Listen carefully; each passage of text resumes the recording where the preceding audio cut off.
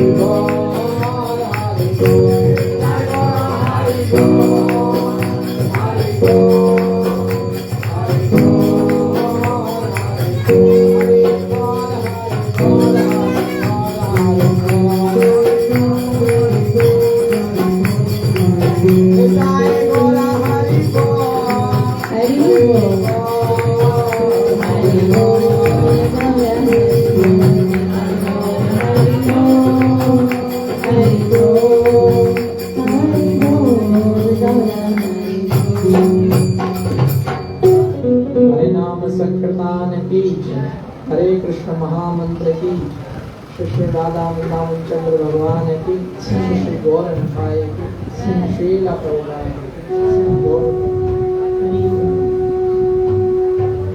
हरे कृष्णा कृष्ण कृष्ण हरे हरे हरे राम राम राम हरे हरे कृष्णा कृष्ण कृष्ण हरे हरे हरे राम राम राम हरे हरे कृष्णा कृष्ण कृष्ण हरे हरे हरे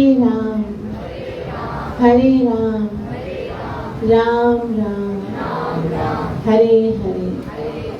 प्राण प्रिय श्री राधा वृंदावन चंद्र भगवान की अति करुणामयी श्री राधा वृंदावन चंद्र भगवान जय पति का पावन श्री राधा वृंदावन चंद्र भगवान की नित्य लीला प्रवेश में चरणारविंद भक्तिवेदांत स्वामी प्रभुपाद की जय गौर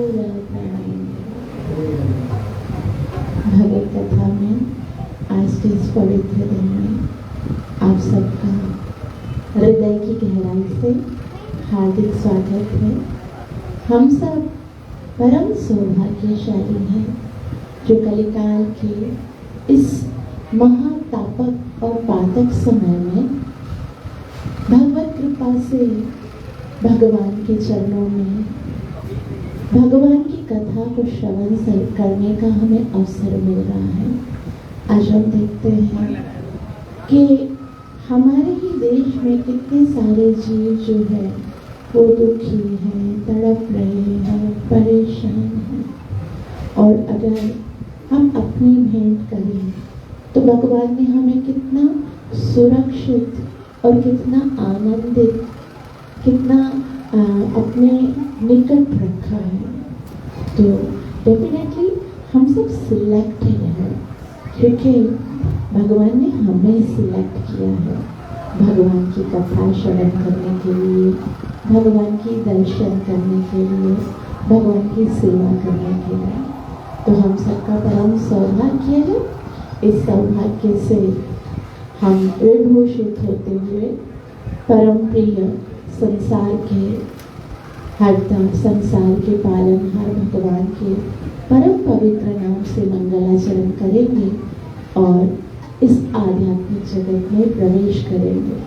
तो आइए मंगलाचरण करते हुए भगवान से प्रार्थना करते हैं कि हमें इस भगवत कथा का पूरा लाभ प्राप्त हो सके जो कि है कृष्ण प्रेम की प्राप्ति।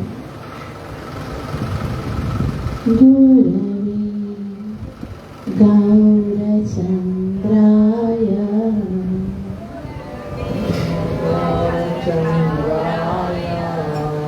राधे राधिकाय तदालये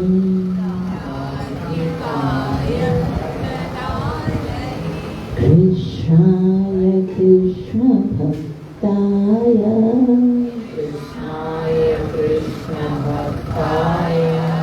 तद्भक्ताय नमो नमः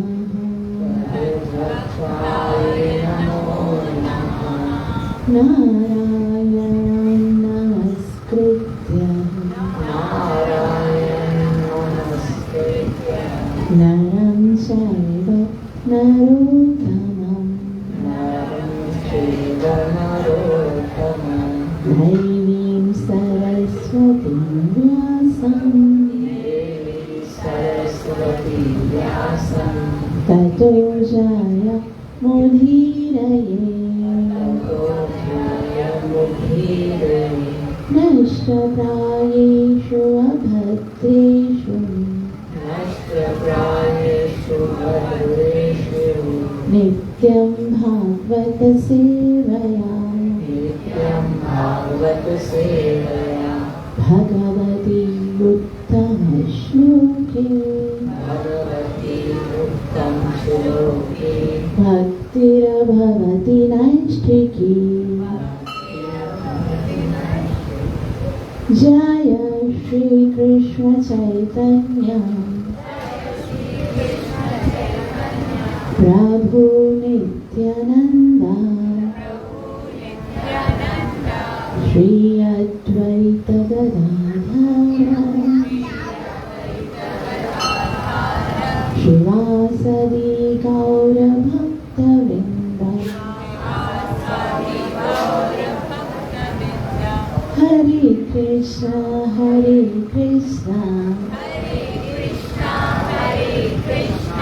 कृष्ण कृष्ण हरे हरे हरे राम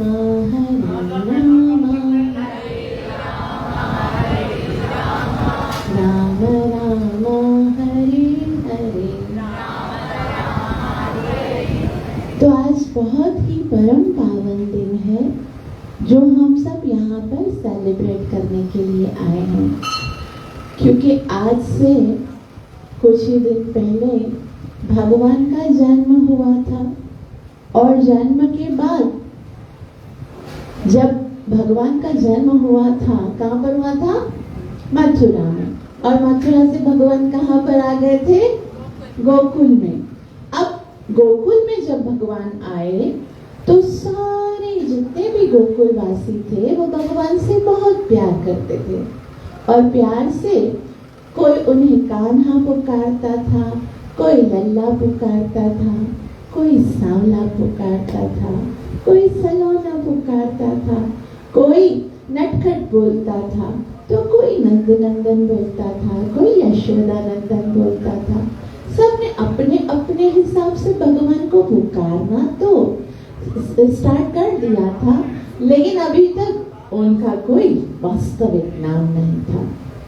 तो असल में ना नाम से ही सब कुछ चलता है, मतलब नाम ही काफी है ना।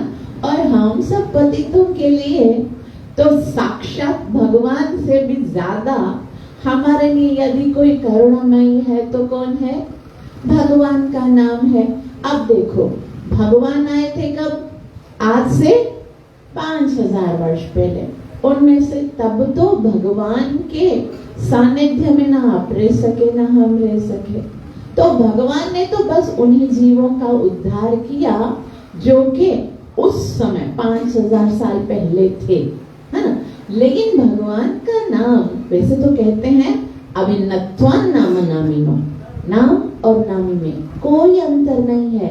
जितनी शक्ति भगवान के अंदर है उतनी ही शक्ति सर्व शक्ति तत्र अर्पिता। भगवान ने अपनी समस्त शक्ति अपने नाम के अंदर डाल दी है।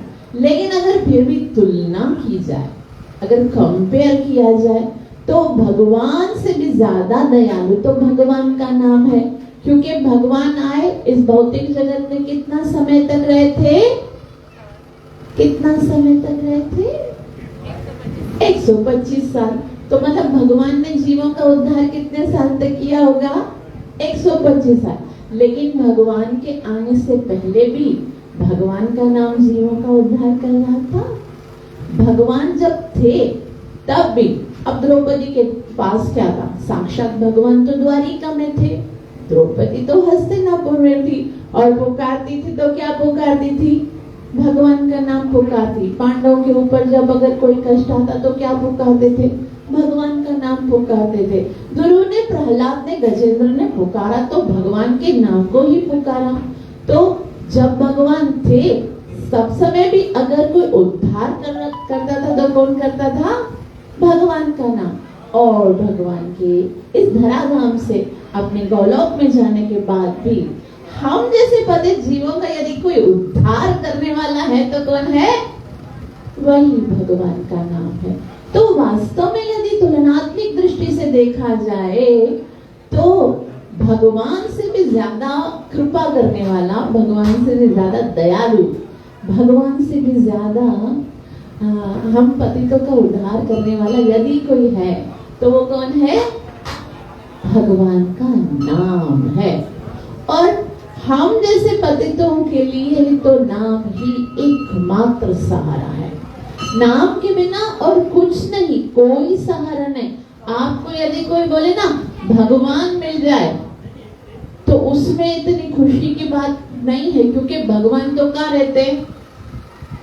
भगवान ने लिखा है भगवत गीता का 15वें अध्याय का 15वां श्लोक। भगवान कहते हैं मैं क्या हूँ? मैं संपूर्ण, अहम सर्वस्य हृदयम, मैं संपूर्ण हृदय, संपूर्ण जीवों के सर्वस्य चाहम हृदि सन्निविष्टो, मैं संपूर्ण जीवों के हृदय में रहता हूँ।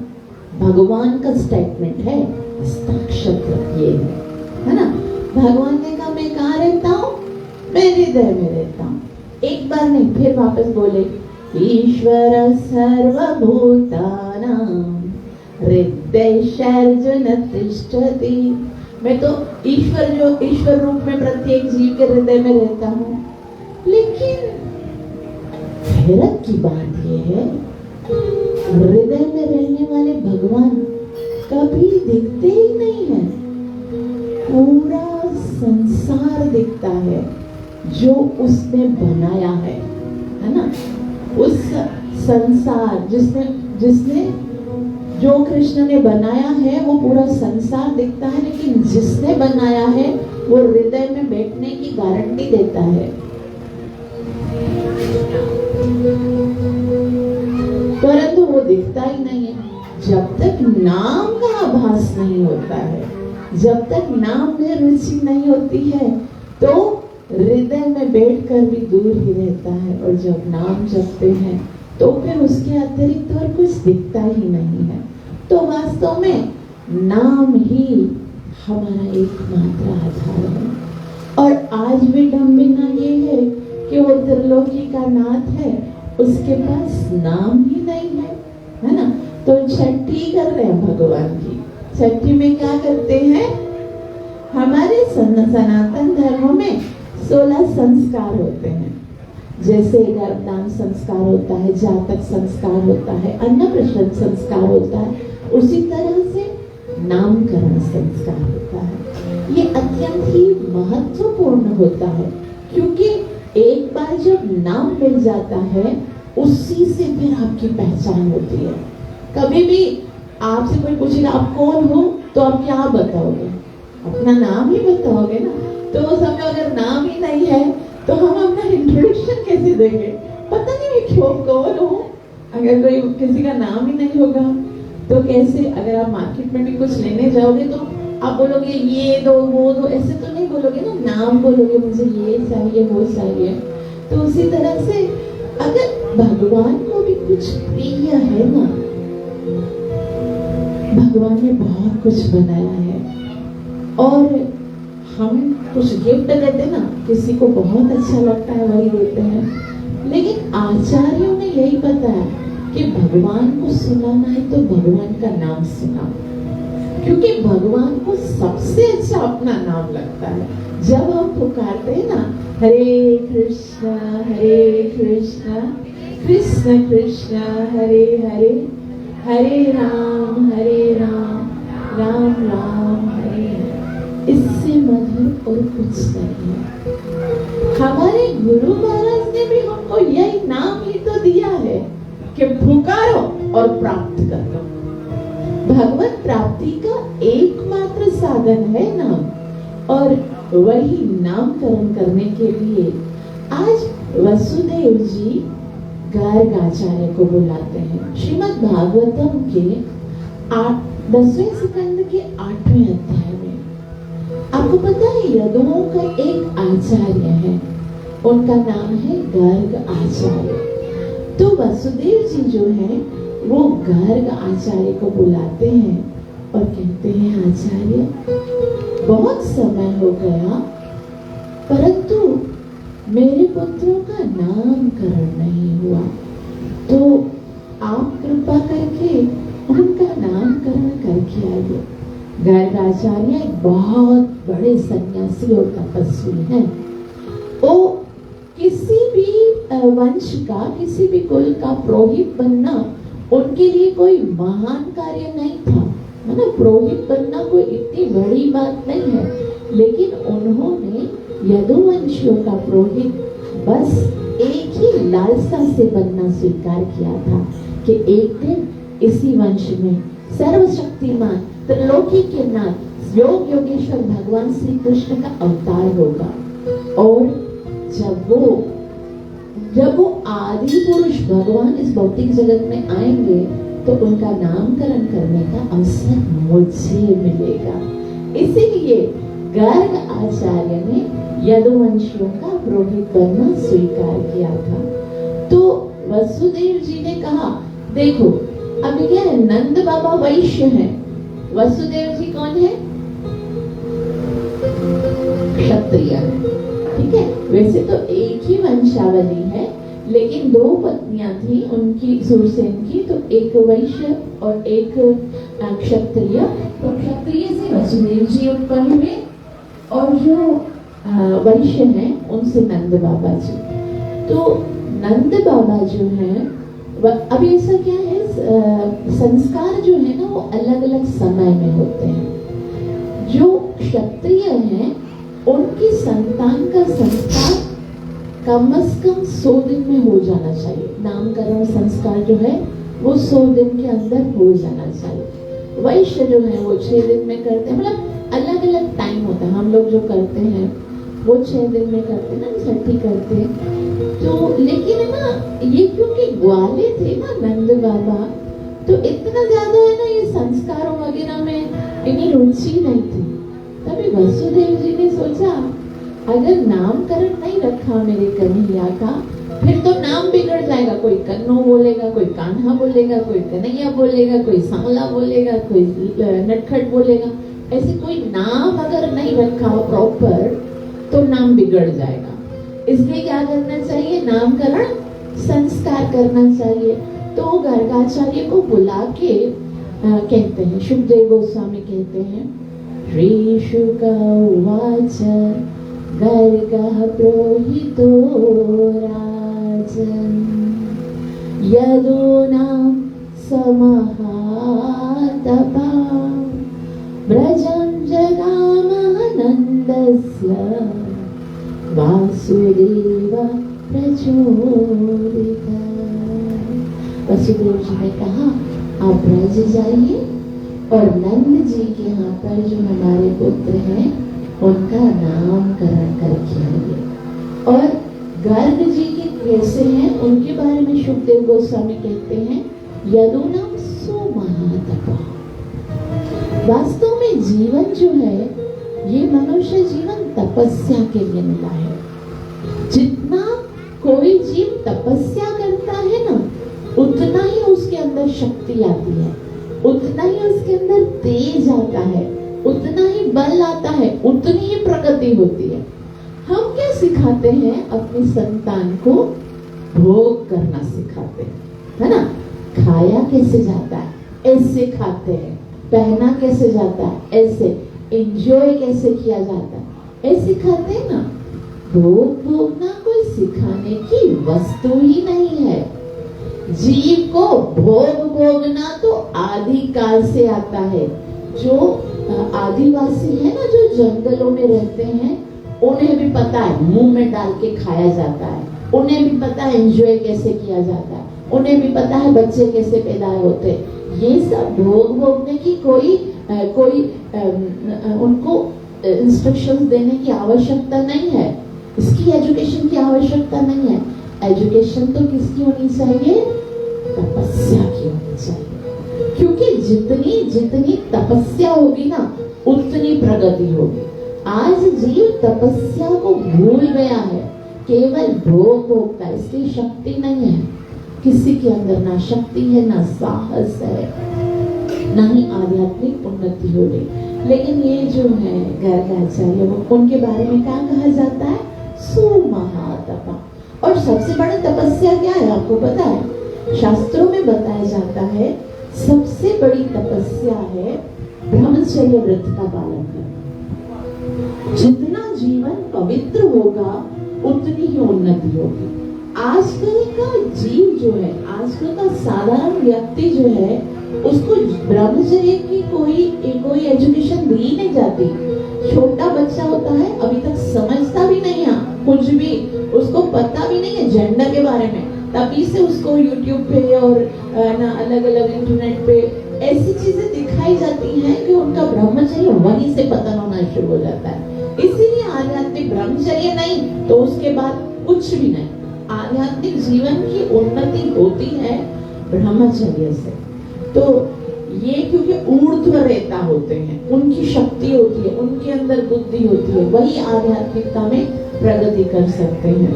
तो वो कहते हैं आप जाइए और ब्रज में मेरे पुत्र का नामकरण संस्कार कीजिए। तब जैसे ही वो जाते हैं, और नंद बाबा उस समय क्या कर रहे होते हैं?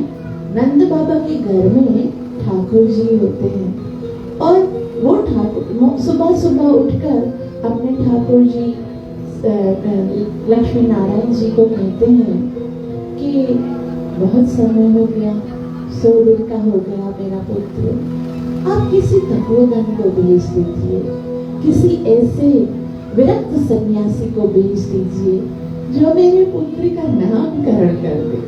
वहां से वसुदेव जी ने गर्गाचार्य को भेजा है, और यहाँ नंद बाबा जी भगवान से वही प्रार्थना कर रहे हैं, ठाकुर जी की सेवा कर रहे हैं। तो इतने में गोष्ठ से ग्वाला आके कहता है, नंदराय जी द्वार पे कोई बहुत ही तेजस्वी सन्यासी आया है, वो आपके पास आना चाहता है, आपसे मिलना चाहता है। नंद बाबा जी उस समय भगवान की सेवा कर रहे थे। अपनी सेवा अधूरी छोड़कर जैसे ही उन्होंने सुना कोई भगवान का भक्त आया है, कोई महातपस्वी सन्यासी आया है, वो द्वार पर दौड़े आए। आज भगवान के पिताजी हमें बता रहे हैं कि यदि हम भगवान की सेवा भी कर रहे हो, तो भी यदि कोई भगवान का भक्त आता है तो भगवान की सेवा बाद में करो, पहले भक्त का स्वागत करो। क्योंकि भगवान श्री कृष्ण शास्त्रों में कहते हैं जो डायरेक्ट मेरी भक्ति करते हैं ना, वो वास्तव में मुझे ज्यादा प्रसन्न नहीं कर सकते, लेकिन जो मेरे भक्त का भक्त है, मैं उससे बहुत ज्यादा प्रसन्न होता हूँ। इसलिए जो भक्तों के चरण पकड़ता है, जो भगवान के चरण पकड़ता है ना, उसकी मुक्ति तो जब होगी तब होगी, लेकिन जो भक्तों के चरण पकड़ता है ना, उसकी मुक्ति की तो निश्चित गारंटी है। तो भगवान के पिताजी जो हैं वो जाते हैं, और किस तरह से भक्त का स्वागत किया जाता है? तम दृष्टा परमाप्रीत। पहले तो भक्त को देखकर उसे ये रियलाइज कराओ कि आपको देखकर खुशी हो गई, आपको देखकर हृदय गदगद हो गया, आनंदित हो गया। हमारा क्या है, घर पे कोई भक्त आता है ना, तो हमको क्या लगता है, मूर्ख ऐसा, ये तो डोनेशन लेने के लिए आया होगा, है ना। और ऐसा लगता है ये तो बस अभी किसी से कोई फोन भी करता है ना भक्त, हम लोग प्रेडियम कर रहे हैं पर बोलते हैं डोनेशन की बात करेगा। मतलब क्या है, हम जो अपने ऊपर, अपने घर पर, अपने जीवन पर जो भी खर्च करते हैं ना, वो सब जाया होता है, वो सब यहीं रह जाता है। एक भक्त को यदि हम कुछ भी दान करते ना, वही हमारे साथ चलता है। वास्तव में भक्त तो केवल एक ही कार्य करने के लिए हमसे मिलता है, हमारा कल्याण करने के लिए। तो नंद बाबा परम प्रीत, बहुत आनंदित होते। प्रत्युत्थाय कृतांजलि, भगवान का बाप भी भगवान के पिताजी हैं, और हाथ जोड़कर कहते हैं मेरा जीवन धन्य हो गया जो आप जैसा महातपस्वी आज मेरे द्वार पर प्राप्त हुआ है। आज मैं बहुत ज्यादा आनंदित हूँ, मेरा सौभाग्य उदय हो गया, किसी जन्म में बहुत पुण्य किए जो आज आपका दर्शन हो गया। बहुत सुंदर आतिथ्य करते हैं और कहते हैं कि मुझे समझ में नहीं आता है कि मैं आपका स्वागत कैसे करूं, मेरे पास तो ऐसा कुछ भी नहीं है। वे कहते हैं सुपविष्टं कृतातिथ्यं गिरासन नृता मुनिं नंदयित्वा ब्रहीतीनां पूर्णस्य करवां किम पूर्णस्य, कि हे तपस्वी, हे महातपस्वी, आप तो पूर्ण हो। भगवान के भक्त जो होते ना, उनको किसी चीज की कमी नहीं होती है, क्योंकि उनके पास कौन होते हैं? साक्षात भगवान। तुम्हारा हृदय सदा गोविंद विश्राम, भगवान जिसके हृदय में है, तो क्या उससे कोई की चीज की कमी हो सकती है? कृष्ण का नाम जब आता है ना, जो कृष्ण का नाम लेता है ना, कभी मत सोचना कि वो केवल नाम ले रहा है। कृष्ण जब निकलता है मुख से, कृष्ण मतलब कृष्ण की संपूर्ण शक्ति, षडेश्वर्य, कृष्ण का सारा धन, कृष्ण का सारा ज्ञान, कृष्ण का सारा ऐश्वर्य, कृष्ण का सारा वैभव, कृष्ण की सारी संपत्ति जो है उस नाम के अंदर है। और जो सदैव कृष्ण का नाम लेते रहते हैं, उनको भला क्या कमी हो सकती है? इसलिए नंद बाबा भगवान के पिताजी होकर कहते हैं मेरे पास तो कुछ ऐसा है नहीं जिससे मैं आपको संतुष्ट कर सकूं, क्योंकि पूर्णस्य करवामि, आप तो पूर्ण हो, आपको मैं दे ही क्या सकता हूँ। तब मानो गर्गाचार्य पूछते हैं कि नंद बाबा आप कहते हो कि मैं पूर्ण हूँ, यदि मैं पूर्ण होता तो मैं आपके घर पे आता क्यों? अब मुझे किसी चीज की जरूरत ही नहीं, तो मैं अपने घर में रहूं ना, मैं इधर उधर क्यों जाऊं? मुझे कुछ तो चाहिए होगा, मैं क्यों आप जैसे धनी व्यक्ति के पास आया हूं, बताओ। तब नंद बाबा बहुत ही सुंदर बात बताते हैं, आज याद रखिए, भक्त कहीं छूट जाता है। वे कहते हैं महद्विचलनं निर्णाम गृहीणाम दीनचेतसां निःश्रेयसाय भगवन् कल्पते नान्यथा क्वचित्। महत् विचलनम, महत् यानी महान लोग, भगवान के शुद्ध भक्त संत जब घर से निकलते हैं ना, तो किसी से कुछ प्राप्त करने के लिए नहीं, बल्कि क्यों? गृहीणाम दीनचेतसा, वो सोचते हैं कि देखो मेरे जैसे ग्रस्त जो गृह में दी है, सारा दिन काम में, धंधे में और परेशानियों में, आज ये करना है, वो करना है, ये काम है, वो काम, उनको संत दर्शन का कोई अवसर नहीं मिलता। और याद कीजिए, अगर भगवान भी मिल जाएंगे ना, संत के दर्शन नहीं होंगे ना, भगवान समझ में नहीं आएंगे, तो फिर संत जो है ना घर से निकल जाते हैं, बोलते इनको अपना मुख दिखा दूं, इन पे थोड़ी कृपा कर दूं, तो इनके ऊपर भगवान की कृपा भी होगी। तो क्यों जाते हैं? दीन चेतसा, हम जैसे दीनों का उद्धार करने के लिए निकलते हैं। और इसकी सबसे बड़ी एग्जाम्पल कौन है? आज के इस युग में हम देखते हैं हमारे प्रिय गुरु महाराज श्रील प्रभुपाद जी भगवान के धाम में, वृंदावन में राधा दामोदर में आनंद से 70 साल की आयु में आनंद से बैठकर भजन कर सकते थे।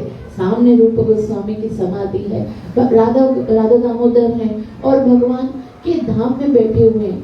उस समय भी श्री प्रभुपाद जी ने सोचा नहीं, यहाँ पर यदि मैं अपना भजन करूंगा तो केवल मेरा उद्धार होगा, लेकिन मुझे तो पूरे विश्व का उद्धार करना। और वृंदावन को छोड़कर गए अमेरिका, और अमेरिका में जाकर प्रचार कर दिया। वहां से हम ये सोचा उधर जाके प्रचार करूंगा तो ही जाके कृष्ण का नाम जो है वो मैं इस तरह से विख्यात तरीके से फैला सकूंगा जैसे चैतन्य महाप्रभु जाए थे। ऐसे भगवान का नाम ये एक्सपोर्ट करके मिला है हमें। तो वास्तव में जो भगवान के शुद्ध भक्त है ना, उनके इस भौतिक जगत में आने का केवल एक ही कारण होता है कि वो हम जैसे पतितों, हम दीन चेतसा नान्यथा क्वचित, इनके अतिरिक्त और कोई नाम कोई कारण नहीं होता है। तो बहुत ही सुंदर आचार्य का स्वागत किया और आचार्य को कहने लगे, मैं आपसे प्रार्थना करना चाहता हूँ, कृपया मेरे पुत्रों का नामकरण कर दीजिए। अब देखिए, गर्ग आचार्य ने जिस चीज के लिए, जिस कार्य के लिए जन्म लिया था, उसी का आग्रह किया जा रहा है, उसी के लिए उनको अनुरोध किया जा रहा है, उसी के लिए उनको विनती की जा रही है। लेकिन जैसे ही नंद बाबा ने आग्रह किया, गर्ग आचार्य ने मना कर दिया, बोला नहीं, नामकरण संस्कार मैं करूं आपके पुत्रों का? नहीं नंद बाबा, ये कैसे हो सकता है? क्यों नहीं हो सकता? वो कहते नंद बाबा, ज्योतिषामयनम साक्षात, आप तो साक्षात ज्योतिष शास्त्र के साक्षात मूर्तिमान स्वरूप हो।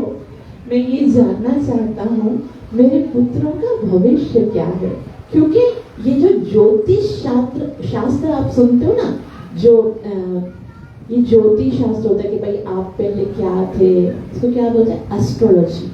वो जो है उसकी प्रेरणा उसको बनाने वाले गर्ग आचार्य हैं। आप सोच सकते हो कितना अच्छा भविष्य बता सकते हैं। तो बोला आप तो कितने ज्योति के शास्त्र के निर्माण करने वाले हैं, और आप तो मेरे पुत्रों का नामकरण अवश्य कीजिए। तो वो कहते हैं नहीं, मैं कैसे कर सकता हूँ, मैं तो यदुओं का पुरोहित हूँ, और आप तो ये ग्वाले हैं, तो मैं आपका कैसे कर सकता हूँ। तब बहुत ही सुंदर अनुरोध करते हैं, वे कहते हैं त्वं ही ब्रह्म विदाम श्रेष्ठ संस्कारान कर्तुम अर्हसि, आप तो समस्त ब्राह्मणों में सबसे श्रेष्ठ हैं, और संस्कार करने के लिए आपसे ज्यादा उपयोगी और कोई नहीं है। तो कृपया आप ही कीजिए, क्योंकि आप कोई लिमिटेड थोड़े हो, आप ऐसे थोड़ी हो कि खाली उनके ही हो। जन्मना ब्राह्मणों गुरु, जो ब्राह्मण होते हैं वो तो जन्म से ही सबके गुरु होते हैं, इसलिए आप तो हमारे और यदुओं के सबके गुरु हो, तो आप ही हमारे पुत्रों का नामकरण कर लीजिए।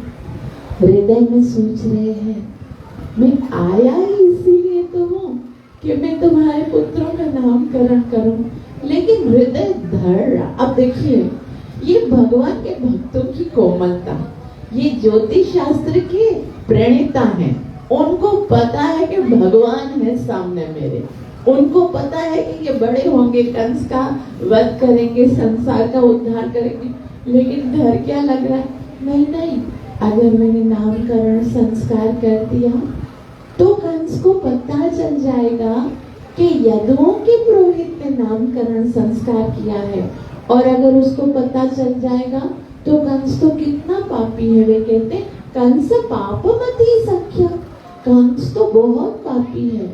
वो क्या सोचेगा कि कहीं ये देवकी का 8वां पुत्र तो नहीं है जिसका संस्कार करने के लिए गर्ग आचार्य गए। नंद बाबा बोले, लेकिन वो ऐसे क्यों सोचेगा? नंद बाबा को तो कुछ पता ही नहीं है, क्योंकि नंद बाबा ने तो यही सुना था कि 7वां गर्भ खत्म हो गया और 8वां गर्भ तो पता नहीं कहाँ चला गया। उनको तो पता ही नहीं था कि 8वां गर्भ जो है वो यहाँ उनके घर पे है। तो गर्गाचार्य भी इस भेद को खोलना नहीं चाहते थे, वो बताना नहीं चाहते थे, लेकिन अब नंद बाबा ने कह दिया कि आप ऐसे तो ना कीजिए, हम बड़े हृदय से आपसे प्रार्थना करते हैं, आप हमारे लाला का नामकरण कर दीजिए। तो गर्गाचार्य कहते अगर किसी को पता चल गया तो बहुत हल्ला होगा, आपके जो बालक हैं उन पर संकट आ सकता है। बोले पता कैसे चलेगा, हम किसी को पता चलने भी नहीं देंगे। तो नंद बाबा की जो गौशाला है, बहुत ही सुंदर गौशाला है वहाँ गोकुल में, आज भी वो जगह है जहाँ पर भगवान का नामकरण हुआ था, जहाँ पर गर्गाचार्य ने भगवान का नामकरण किया था। वो गौशाला आज भी है, नंद वंश की गैया अभी तक वहाँ पर चलती है। ये कितना हमारा सौभाग्य है कि हमने इस कलयुग में, है ना, 7वें मन्नों के 28वें चतुर्युग में, ये जो कलयुग है उसमें हमने जन्म लिया है, जहाँ पर अभी अभी यदुवंश में भगवान का जन्म हुआ। अभी वो सारी स्थान है जहाँ पर भगवान ने लीलाएं की, जहाँ भगवान ने गैया चराई है, वो भी है। जहाँ पर भगवान ने भोजन खाया वो स्थान भी है। जहाँ पर भगवान खेलने जाते थे, जहाँ भगवान गैयों को चराते थे, जल पिलाते थे, हर एक स्थान है भगवान की लीलाओं का। तो वहाँ पर भगवान को बोला ये गैयों का स्थान है ना, यहाँ पर तो कोई भी नहीं आता है, सारी गैया भी गई हैं। मैं चुपके से अपने बच्चों को बुलाता हूँ, चुपके से नामकरण करके बस स्वस्ति वाचन कर दीजिए। देखो, नामकरण करने के लिए कोई बहुत बड़ा सेलिब्रेशन करने की आवश्यकता नहीं। 2 ब्राह्मणों को बुला के कीर्तन करा के नामकरण करना चाहिए, भगवान का नामकरण। देखो, कोई सेलिब्रेशन नहीं। नंद बाबा ने क्या कहा, बोला कोई सेलिब्रेशन नहीं होगा, कोई ज्यादा लोगों को नहीं बुलाया जाएगा, बस आप होंगे, हम होंगे, आप स्वस्ति वाचन कर लीजिए। ताकि जो भी संस्कार होते हैं ना, संस्कार वो हमारी संतान के कल्याण के लिए होते हैं। तो उसमें ना आजकल जो इतना बड़ा दिखावा किया जाता है, इतने बड़े बड़े है ना नॉन वेजिटेरियन की पार्टीज की जाती हैं, इससे कोई कल्याण होने वाला नहीं हमारी संतान का। संतान का कल्याण तो हरि नाम से होगा। कोई भी संस्कार करो, 2-4 भक्तों को घर पे बुलाओ, कीर्तन कराओ, ब्राह्मणों को भोजन खिलाओ, इसी से हमारे संतान को आशीर्वाद मिलेगा। भगवान का नामकरण हो रहा है। और जैसे ही ऐसे कहा तो गर्गाचार्य मान गए, बोला ठीक है, मैं नामकरण करने के लिए तैयार हूँ, आप दोनों बालकों को लेके आइए। और जैसे ही यशोदा मैया नंद नंदन को और रोहिणी मैया अपने बलराम जी को लेकर आती हैं, दोनों माताएं अपने अपने बालक को अपने पास बिठाती हैं। तो दोनों बालकों को गर्गाचार्य जो है वो अपनी गोद में लेते हैं। एक साइड पे कन्हैया को लेते हैं, एक साइड पर बलराम जी को लेते हैं। कहते हैं पहले तो किसका नाम रखेंगे, पहले हम बड़े भाई का नाम रखेंगे। और पहले बलराम का नाम रखते हुए गर्ग आचार्य उनका नामकरण करते हुए उच्चारण करते हैं, श्री गर्ग उवाच अयं हि रोहिणी पुत्रो रमयन् सुहृदौ गुणैः आख्यास्यते राम इति बलादिक्याद्वयं विदुः यदूनाम पृथक् भावा संकर्षण मुषन्त्यपि अयं हि रोहिणी पुत्र। भगवान का नाम रखा नहीं जाता, भगवान का नाम तो आदिकाल से है, नाम रख नहीं रहे हैं। संस्कृत में शब्दों को यदि हम देखते हैं तो वो नाम खाली घोषित कर रहे हैं, अयम ही रोहिणी पुत्र। इनका नाम क्या है, रोहिणी पुत्र बोलेंगे इनको, रोहिणी पुत्र। और क्योंकि ये रामायण सुहृदौ गुणे, इनके गुणों से सारे जितने सुहृद हैं, सारे जितने सुहृद हैं कौन है, यदुवंशी हैं या फिर कुरुवंशी हैं, जो भी है ना, वो सब आनंदित होंगे, वो सबको खुश रखेगा। देखो कृष्ण के लिए हमेशा प्रचार रहता है कि बहुत लड़ाइयाँ करता है, मतलब भेदभाव वो बहुत करवाता है ना, कि ये बीच में अभी देखो कौरव पांडवों की लड़ाई किसने करा?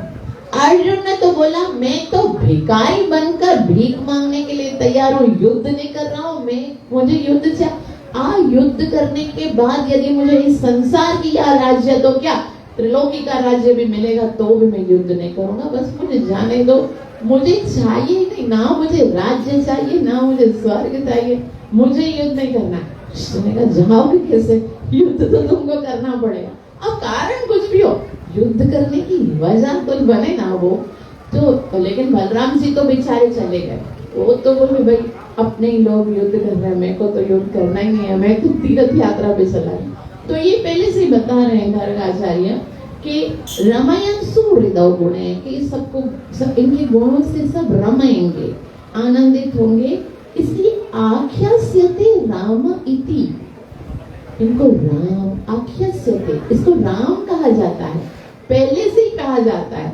और बलाधिक्या बलम विदु, क्योंकि ये बल में सर्वशक्तिशाली है और वास्तविक बल प्रदान करने वाले हैं। जीव का सबसे बड़ा बल क्या है? जीव आत्मा को क्या बल की आवश्यकता है? भौतिक वस्तुओं को प्राप्त करने के लिए नहीं, जीव जो है वो आध्यात्मिक अंश है और आध्यात्मिक उन्नति करने के लिए, भगवत प्राप्ति के लिए उसे जो शक्ति चाहिए वो बल प्राप्त होता है बलराम जी से, क्योंकि बलराम जी आदि गुरु हैं। गुरु बलराम जी के बगैर ना कृष्ण मिलेंगे, बलराम जी के बगैर ना ही हमें कोई शक्ति मिलेगी, बलराम जी के बगैर कोई ना हमें विद्या मिलेगी, बलराम जी के बगैर ना ही हमें हमारे हृदय में कोई भी भगवान के प्रति प्रीति उत्पन्न होगी, कोई साधना नहीं होगी। ये बलराम जी क्योंकि आदि गुरु हैं, इसीलिए बल प्रदान करने वाले, बलाधिक्या बलम विदु, इसीलिए उनको बलराम कहा जाएगा। यहाँ पर बलराम जी का नाम घोषित करते हैं, बलराम की। तो यहाँ पर बलराम जी का नाम घोषित करके रहते हैं और कहते हैं यदो नाम पृथक भावात् संकर्षाम अशुभ, ये क्योंकि यदुओं को आनंदित करने वाला है और सबको मिला के रखेगा, यदुओं को और कौरवों को सबको मिलाकर रखेगा, इनका एक नाम संकर्षण भी होगा।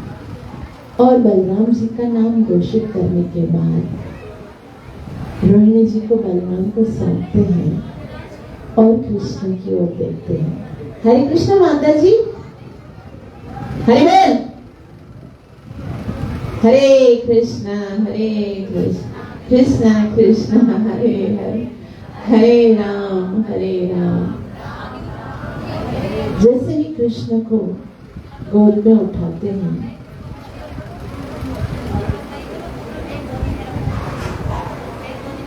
स्तंभित हो जाते हैं, भूल जाते हैं कि मुझे कोई विद्या भी आती है, भूल जाते हैं कि मैंने कोई ज्योतिष विद्या का निर्माण किया है।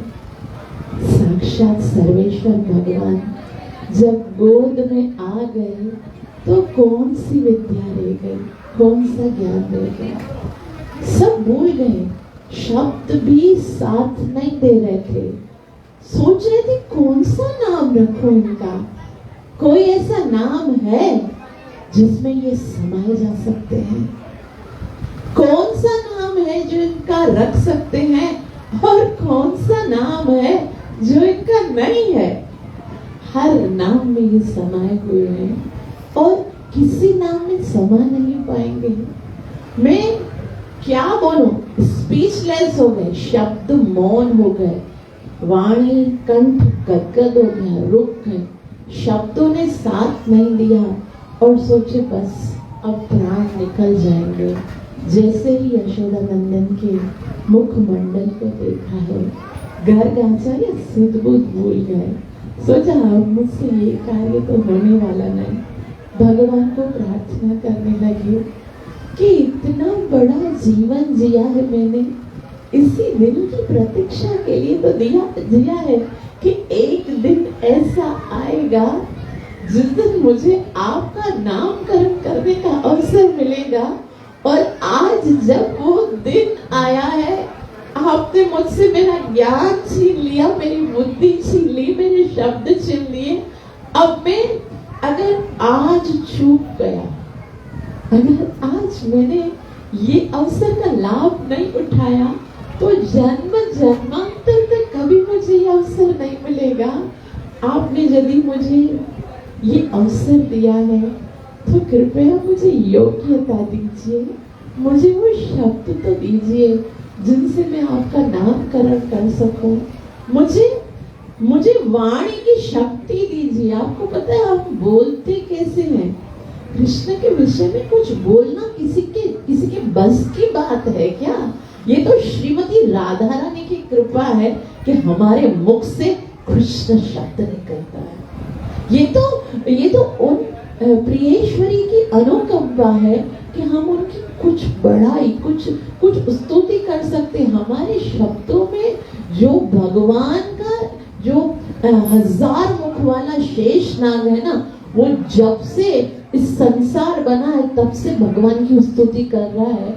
और आज भी बोलता है कि मेरे शब्द साथ नहीं दे रहे, और आज भी बोलता है नैति मैंने एक शब्द भी नहीं बोल पाया। तो हम जैसे पतित जीव क्या भगवान की स्तुति करेंगे, क्या भगवान के नाम की महिमा करेंगे, जब गुरु महाराज कहते हैं कि अब तो प्रतीक्षा करते करते जीवन बीत गया और आज समय आया है, तो कृपया मुझे शक्ति दीजिए, मैं नाम तो ले सकूं, आपका नाम का उच्चारण तो कर सकूं। इतना कहने के बाद अपने आप को संभालते हैं घरराचार्य और कहे, किसी कार्य के लिए आया हूं तो मुझे करना है। भगवान की माया ने उनका साथ दिया, योग माया ने उनको शक्ति प्रदान की, और वो कहने लगे नंद बाबा को, वो कहने लगे, नंद बाबा, ये जो आपका पुत्र है ना, आप नहीं जानते ये कौन है? बाबा ने बोला, मैं अच्छी तरह से जानता हूँ, ये कौन है? ये तो मेरा लाला है। बोला, आप सिर्फ इतना जानते हो, ये इनकी वास्तविकता थोड़े है। बोला, अच्छा फिर वास्तव में ये कौन है? तो कहते हैं, आसन वर्णस्त्रियो हस्य गणोतोनो युगं तनु शुक्लो रक्तस्तथा पीतः इदानीं कृष्णतां गतः। आसन वर्ण स्त्रियो हस्य, ये जो आपका पुत्र है वो 3 युगों में अलग अलग जो है वो वर्ण में आता है। कौन कौन से युग हैं? सतयुग, त्रेता, द्वापर और कलयुग। तो ये कहते हैं पहले जो 3 युग में है वो अलग अलग वर्णों से आते हैं। आसन वर्ण स्त्रियो हस्या गणोत्तम तनो युगम। आपके जो पुत्र हैं वो हर युग में अलग अलग शरीर का रंग धारण करते हैं। नंद बाबा को कुछ समझ में नहीं आ रहा, क्योंकि भगवान हर युग में जन्म लेते हैं। यहाँ पर गर्गाचार्य जो है वो भगवान के हर युग में भगवान किस प्रकार से जन्म लेते हैं उसका यहाँ पर पूरा वर्णन कर रहे हैं। लेकिन ऐसा है, भगवान की माया है, हम कुछ भी बोल देना आप उतना ही समझ सकोगे जितना आप समझना चाहते हो। आप जब तक आपके अंदर नहीं होगा ना कि मुझे और भी समझना है, मैं बोलती रहूंगी तो आपको पता नहीं चलेगा कि क्या बोल रहे हैं। आपके ऊपर जितनी संत कृपा होगी और जितनी जिज्ञासा होगी, ये 2 चीजें आपको भक्ति में उन्नति कराती हैं। एक अपनी तीव्र इच्छा होनी चाहिए और दूसरी किसी संत का आशीर्वाद, तभी हम भक्ति में उन्नति कर सकते हैं। ये 2 चीजें नहीं है ना तो हम नहीं कर सकते। तो यहाँ पर गर्गाचार्य कहते हैं कि आपका पुत्र 3 युगों में अलग अलग रंग धारण किया और अभी इसने एक अलग रंग धारण किया। समझ में नहीं आते, कहते हैं शुक्लो रक्त तथा पीतः इदानीं कृष्णतां गतिम्। कौन कौन से? शुक्ल, रक्त, पीत, कृष्ण। शुक्ल किसको बोलते हैं? शुक्ल का मतलब होता है सफेद। रक्त किसको बोलते हैं? लाल। पीत किसको बोलते हैं? पीला। और कृष्ण सांवला। तो गर्ग आचार्य बता रहे हैं कि आपका जो पुत्र है वो 4 युगों में अलग अलग कलर से उत्पन्न होता है। शुक्ल कौन सा है? तो जो सतयुग है उसमें भगवान ने हंस रूप में अवतार लिया था। हंस होता है ना, हंस स्वान होता है, तो वो कौन से कलर का होता है? व्हाइट कलर का होता है। और उसके बाद कौन सा युग आया? त्रेता युग। उसमें रक्त, रक्त कौन सा कलर होता है? लाल कलर। लाल मतलब जो त्रेता युग है उसमें देखो एक युगा अवतार होता है, ठीक है, और एक मनवंतर अवतार होता है, एक भगवान के अलग अलग अवतार होते हैं। तो त्रेता युग में भगवान यज्ञ रूप में आए थे। कौन से रूप में आए थे? यज्ञ रूप में आए थे। तो यज्ञ कौन से रंग का होता है? लाल रंग का होता है। और पीत, पीत कौन सा कलर होता है? पीला। अब पीला कौन से युग की बात हो रही है? द्वापर। तो ये देखो, इदानीम कृष्णता, द्वापर में तो मैं बैठा हुआ हूँ, मतलब गर्ग आचार्य जो है वो द्वापर में बैठे हुए हैं। तो द्वापर की बात बाद में करेंगे, अभी किसकी करेंगे? कलयुग की। बोला कलयुग में भगवान कौन से कलर में आएंगे? कौन से कलर में आएंगे? पीत। पीत कलर कौन सा होता है? अभी सिर्फ हाथ ऊपर करेंगे हम। देखो ये कलयुग है, कोई भी मुंह से नहीं बोलेगा, ठीक है? ये कलयुग है।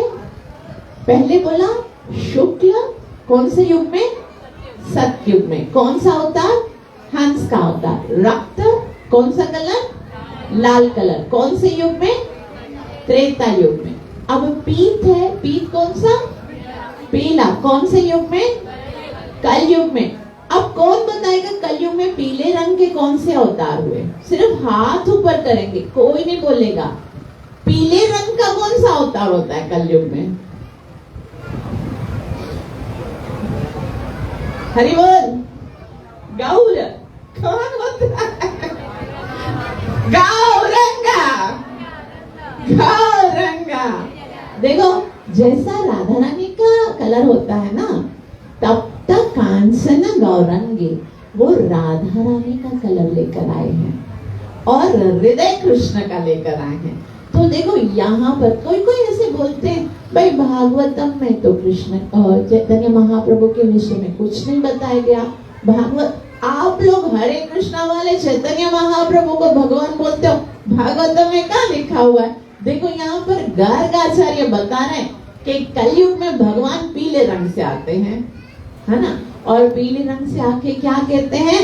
कृष्ण वर्णम कृष्णम सा गोपांगस्त पार्षदम यज्ञ संकीर्तन प्रायैहि यजंती ही सुमेधसा।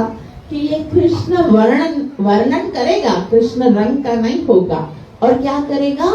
यहाँ पर आकर यज्ञ संकीर्तन प्रायैहि, संकीर्तन यज्ञ का सदैव यहाँ पर स्थापना करेगा। प्राय हमेशा संकीर्तन यज्ञ करेगा, लेकिन इसको कोई समझ नहीं पाएगा। देखो मैं नहीं कहती हूँ, ये भगवान ने कहा यजंती ही सुमेधसा। मेध कहते हैं बुद्धि को, सु माना सुपरलेटिव, जिसके पास बहुत ज्यादा बुद्धि होगी ना वही खाली समझ पाएंगे इस संकीर्तन आंदोलन के स्थापित करने वाले महाप्रभु को। केवल सुबुद्धि वाले, दूसरे तो बोलेंगे ये क्या कर रहे हैं, हर कोई नहीं समझेगा। भगवान श्री कृष्ण ने भगवत गीता में भी कहा मनुष्याणाम सहस्रेषु कश्चित् यतति सिद्धये। हर कोई नहीं आएगा, आएंगे हजारों में से, और यततामपि सिद्धानाम कश्चित् माम वेत्ति तत्त्वतः। कृष्ण को भी समझने वाले करोड़ों में कोई एक होंगे, और उन करोड़ों में से भी महाप्रभु को कोई एक ही समझेगा। तो यहाँ पर गर्ग आचार्य बता रहे हैं कि ये जो आपके पुत्र हैं वो 4 युगों में अलग अलग कलर में आते हैं। शुक्ल रक्त तथा पीता इदानीम कृष्णताम गति। और इस युग में यानी द्वापर युग में कौन से कलर में आए हैं? कृष्णताम। कृष्णताम मतलब सांवले रंग के लिए इस रंग में आए हैं। और ये जब तक आपके साथ है, बहुत महिमा बताते हैं, हमारे पास समय कम है, तो मैं आपको सिर्फ इतना बताती हूँ कि बहुत सारी महिमा करते हैं। वे कहते हैं जिनके साथ ये हैं या जिनके साथ इनका नाम है, उनके जीवन में कभी कोई संकट आ ही नहीं सकता, कभी कोई दुख उनको छू ही नहीं सकता। जिनके जीवन में कृष्ण का नाम है, उनके जीवन में जब जीव ने कृष्ण के नाम को पकड़ लिया ना, तो फिर कृष्ण जो है वो उनके सारे काम कर देता है। बस आपको यदि किसी चीज पर विश्वास करना है ना, इस कलयुग में यदि आपकी सहायता कोई कर सकता है ना, तो केवल ये कृष्ण का नाम कर सकता है। बड़े से बड़ी प्रॉब्लम, बड़े से बड़ा संकट, बड़े से बड़ी दुविधा, बड़े से बड़ा जो भी आफत है ना, यदि किसी चीज से खत्म हो सकती है ना, तो वो भगवान का नाम है। इस संसार में यदि कोई जीत सकता है, यदि कोई आध्यात्मिक जीवन को प्राप्त कर सकता है, यदि कोई अपने मनुष्य जीवन को सफल कर सकता है, तो केवल वही कर सकता है जिसकी नाम में रुचि है। जो नाम नहीं लेता, जो नाम का नहीं, वो किसी काम का नहीं, वो कुछ नहीं कर सकता। ना ही इस भौतिक जगत में सुखी रह सकता है, ना ही कभी कोई आध्यात्मिक जगत की प्राप्ति कर सकता है। इसलिए आज भगवान का नाम, भगवान को दे के मत जाओ, भगवान का नाम साथ में लेके जाओ। ये नाम ही आपका साथ देगा और संसार का हर एक सहारा छूट जाएगा। अंत समय में भी सिर्फ ये नाम आपको लेना है। ये नाम ही आपको भगवान के धाम तक लेके जाएगा। ये नाम केवल नाम नहीं है, भगवान के धाम की चाबी है ये। तो कृपा करके ये हरि नाम अपना लीजिए। आज भगवान की छठी का महा उत्सव है और जीवन में ये संकल्प कर दीजिए, भगवान से केवल एक ही चीज मांगो कि मैं किसी क्षण भी आपका नाम नहीं बोलूं, मुझे कुछ नहीं चाहिए। भगवान आप ना मिलो तो ना मिलो, लेकिन आपका नाम मेरे मुख से कभी नहीं जाए। और जब जो व्यक्ति अपना भगवान का नाम प्रत्येक क्षण लेता है, भगवान मजबूर हो जाते हैं उसके पास आने के लिए। भगवान हृदय से उसके पीछे पीछे आना शुरू हो जाते हैं, उनके ऊपर दया करना। भगवान को केवल खाली उसका नाम सुनाई दे, पता चल जाए ना कि ये व्यक्ति मेरा नाम ले रहा है, भगवान परेशान हो जाते हैं कि मैं कैसे उसकी सहायता करूं। इसलिए एक प्रण कर लो, जो नाम जप नहीं करते हैं ना इस कलयुग में, तो केवल नाम, कलयुग केवल नाम आधारा, ये कलयुग केवल नाम के आधार पे टिका हुआ है। आप याद रखिए, जितने भी भक्त यहाँ पर बैठे हुए हैं, जो भगवान का नाम लेते हैं ना, केवल वो सुरक्षित हैं और केवल वही आनंदित हैं। जिसने नाम नहीं लिया ना, वो कभी ना सुरक्षित रह सकता है और ना ही आनंदित रह सकता है। इसलिए संकल्प ले लीजिए कि हम हर क्षण केवल भगवान का नाम लेते रहेंगे। हरे कृष्णा कृष्णा कृष्णा हरे हरे, हरे राम राम राम। आप चाहे किसी भी संस्था से जुड़े हुए हो, आप चाहे किसी को भी गुरु मानते हो, आप चाहे किसी भी पंथ से जुड़े हुए हो, अगर वो आपको भगवान का नाम लेना नहीं सिखा रहा है ना, तो आपको चीट कर रहा है, आपके मनुष्य जीवन को जाया कर रहा है यदि आप भगवान का नाम नहीं लेते हो। और याद रखिए, नाम एक्यूरेट होना चाहिए, पता होना चाहिए कि भगवान का नाम है, भगवान का नाम रखा जा रहा है। क्यों भगवान को ABCD नहीं पता है? कोई बोलता है र से राम है, ब से भगवान है, व से वासुदेव। क्यों ऐसा नाम रखा जा रहा है भगवान का? इसीलिए कि हम जैसे बुद्धिहीन जीव ये समझ ले कि पूरा नाम लेना है भगवान का। क्या नाम है भगवान का? कृष्णा। क्या नाम है? कृष्णा। ये कृष्ण भगवान का नाम है, नाम रखा जा रहा है भगवान का, ताकि हम तर सकें। एक बार एक छोटी सी कथा में समाप्त करते हैं। ये नाम के अंदर इतनी शक्ति है, इतनी शक्ति है, इतनी शक्ति है कि वो पत्थर को भी तार सकती है। आपने देखा था रामायण में, पत्थर पे राम लिखते हैं तो पत्थर भी तरने लगते हैं। तो मंदोदरी रावण को बोलती है, रावण तुम्हें पता है राम के नाम में कितनी शक्ति है? जब राम का नाम लिखते हैं तो पत्थर भी डर जाते हैं। तब रावण बोलता है, मंदोदरी तुम्हें नहीं पता, मेरे नाम में भी बहुत शक्ति है। यदि मैं रावण लिखूंगा ना तो वो ना मेरा वो वाला पत्थर भी तैरने लगेगा। मंदोदरी बोली, जाना ऐसा थोड़ी होगा। तो रावण क्या करता है, एक पत्थर उठाता है बड़ा सा, उस पे लिखता है रावण। वो पत्थर जो है वो पानी में डालता है।